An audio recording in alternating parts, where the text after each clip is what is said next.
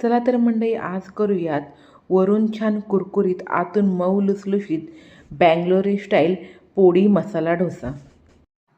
मिक्सरच्या जारमध्ये 1 कप जाड रवा, पोह्याच्या चमच्याने 1 चमचा बेसन, 1 चमचा गव्हाचे पीठ, 2 चमचे साखर, चवीनुसार मीठ, 2 चमचे दही, अर्धा कप पाणी घालून सर्व जिन्नस मिक्सरला अशा प्रकारे बारीक करून नंतर 2 ते 3 मिनिटे छान फेटून आता 10 मिनिटे भिजवून घ्यावे। भिजल्यानंतर अजून पाव कप पाणी, ब्लू पॅकेटमधील 1 पॅकेट इनो आणि 1 चमचा पाणी घालून व्यवस्थित मिक्स करून नेहमीच्या डोसा बॅटरप्रमाणे या ठिकाणी बॅटर तयार करून घेतले।